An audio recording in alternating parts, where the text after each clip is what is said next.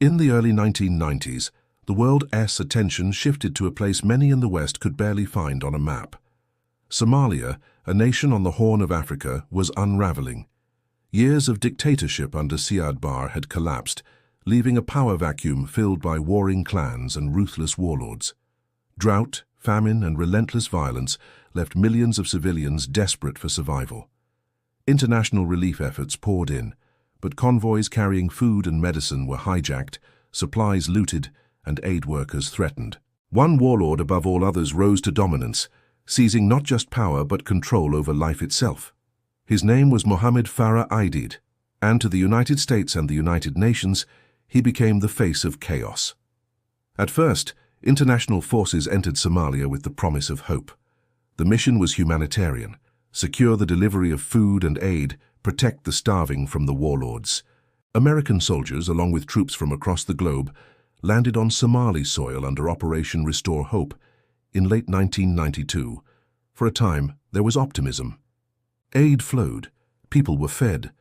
But behind the distribution lines, power shifted, and Aidid tightened his grip.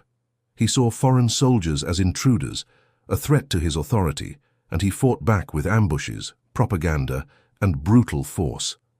As clashes escalated, peacekeepers turned into combatants, and what began as a mission of mercy morphed into a confrontation with no clear end. By 1993, the United Nations had issued an arrest warrant for Aidid, charging him with attacks on peacekeepers that left dozens dead.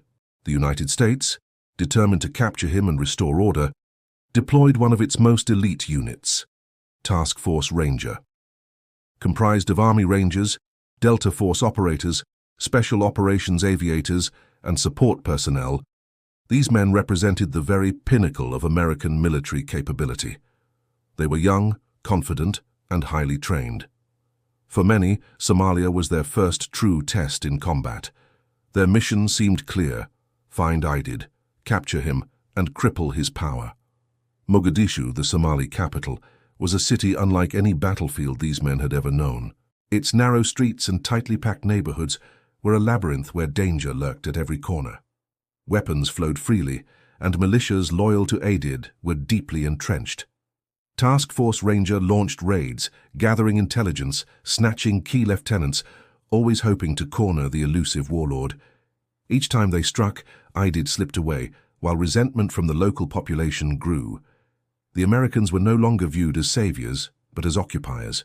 On the afternoon of October 3, 1993, intelligence reached Task Force Ranger that two of Aidid's senior advisors were meeting in a house deep within Mogadishu.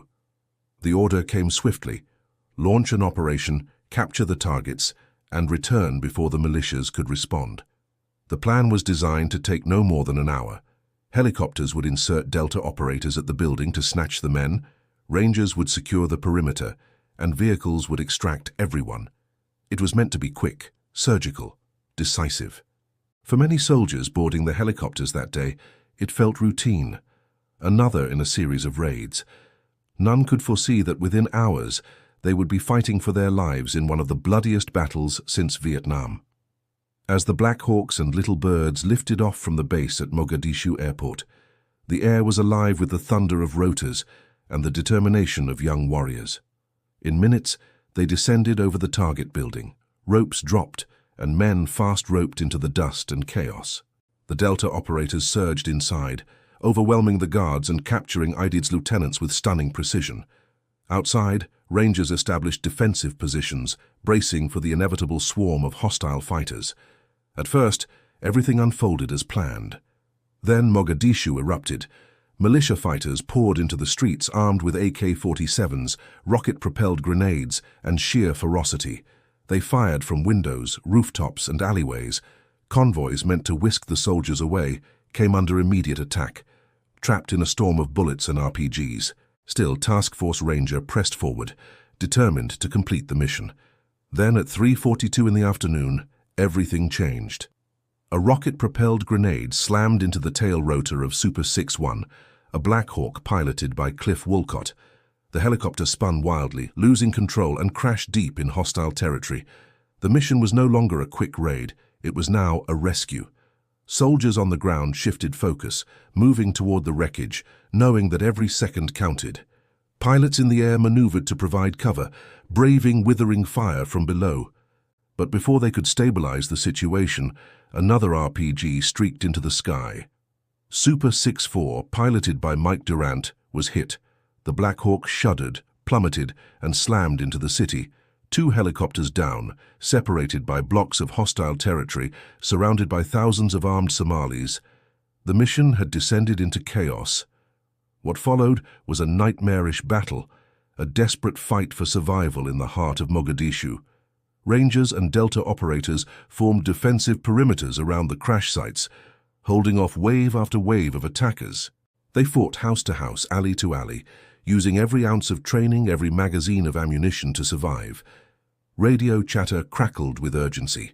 Commanders struggling to coordinate amid the bedlam. Convoys attempting to reach the crash sites were pinned down, ambushed and lost in the twisting streets. The soldiers inside endured not only relentless gunfire, but the agonizing knowledge that their brothers were trapped, wounded, and dying. At the crash site of Super 64, Mike Durant was still alive, injured but conscious. 2 Delta snipers, Randy Shugart and Gary Gordon, volunteered to defend the wreck despite knowing the odds. They requested insertion 3 times before approval was given. Dropped into the chaos, armed with only their rifles and a few magazines, they fought with extraordinary courage to protect Durant. Again and again they repelled attackers, standing as a thin line between the pilot and the mob. Eventually, overwhelmed and out of ammunition, they were killed. Durant was captured, dragged through the streets, a prize for Aidid's militia. For their sacrifice, Shugart and Gordon would posthumously receive the Medal of Honor, the first since Vietnam. As night fell, the battle only intensified. Soldiers ran low on water, ammunition, and strength, but they refused to yield. Casualties mounted. Medics worked frantically under fire, treating the wounded with whatever supplies they could carry. Helicopters continued to provide cover, their miniguns spraying the streets, but even they could not turn the tide. Every block of Mogadishu seemed alive with hostility. The soldiers were strangers in a city that wanted them dead. Back at the operations center, frantic calls went out for reinforcements, but Mogadishu was not an easy place to navigate. Relief convoys, composed of American, Pakistani, and Malaysian forces, struggled to assemble. The hours dragged on, the night endless.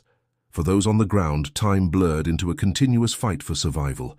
They were surrounded, exhausted, and bloodied, yet they held their positions, refusing to abandon their fallen brothers. As dawn broke on October 4th, relief forces finally punched through.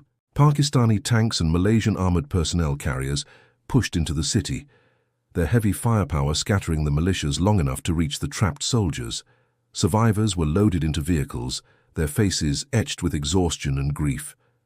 The convoy lumbered back to the base, passing crowds of hostile civilians who hurled stones and curses. When they finally arrived at safety, many wept openly, not just from pain, but from the weight of what they had endured. 18 Americans were killed, more than 70 wounded. Hundreds of Somalis lay dead, though the exact number remains disputed. The images of dead U.S. soldiers dragged through the streets shocked the world, broadcast on television screens that carried the brutality into American living rooms. Public opinion shifted overnight.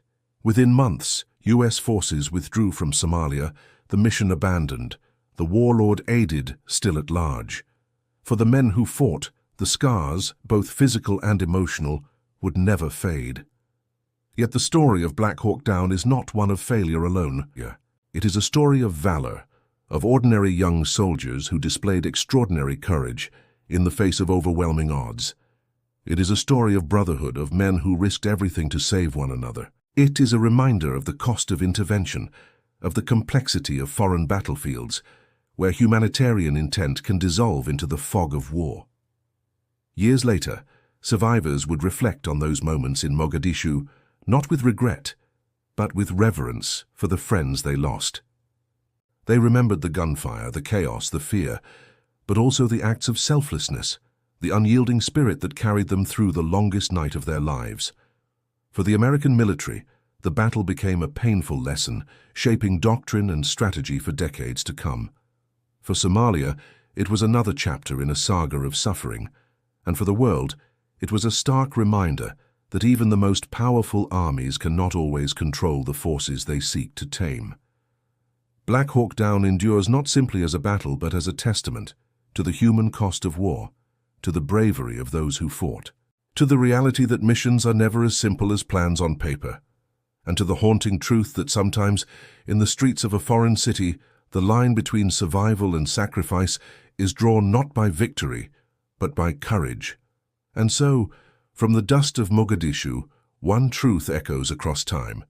Heroes are not defined by the battles they win, but by the brothers they refuse to leave behind.